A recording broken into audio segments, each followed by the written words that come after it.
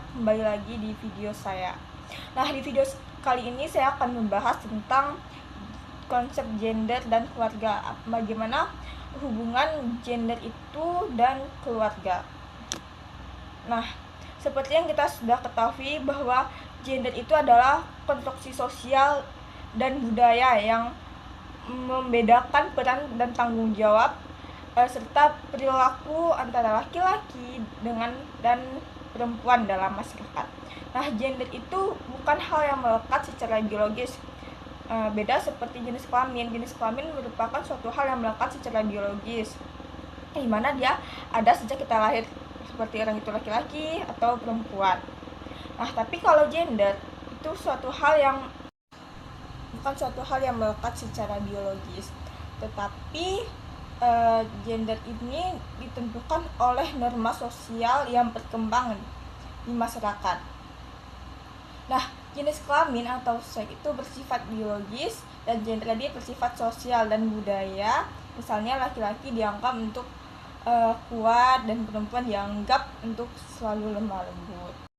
Nah, selanjutnya kita akan membahas keluarga. Apa itu keluarga? Keluarga itu merupakan kehidupan yang mencangkup hubungan antara anggota keluarga. Dalam keluarga itu pasti ada ayah, ada ibu, ada anak, ada dan lain-lain ya. Nah, serta nilai-nilai moral dan peran yang dijalankan dalam berumah tangga itu. Nah, keluarga juga menjadi tempat pertama individu untuk belajar tentang nilai, peran gender, kasih sayang, dan tanggung jawab. Nah, dari keluarga itulah nanti timbul adanya peran gender. Kenapa? Karena dari kecil kita sudah diajarkan nanti anak perempuan tugasnya ini, anak cowok tugasnya ini, maka timbullah peran gender di keluarga tadi. Jadi hubungan gender dan kehidupan keluarga itu sering berhubungan, karena dalam keluarga lah nilai-nilai gender sering diajarkan dan diwariskan secara turun-menurun. Misalnya, anak perempuan diajarkan untuk membantu memasak dan membersihkan rumah. Anak laki-laki lebih sering diajarkan memperbaiki barang atau mengambil keputusan. Adapun contoh-contoh gender dalam kehidupan keluarga. Nah, seperti yang tadi, ibu itu bertugas memasak, mengurus rumah tangga. Ini adalah peran gender tradisional yang menempatkan bahwa perempuan itu adalah di ranah domestiknya, di rumah tadi, di dapur tadi.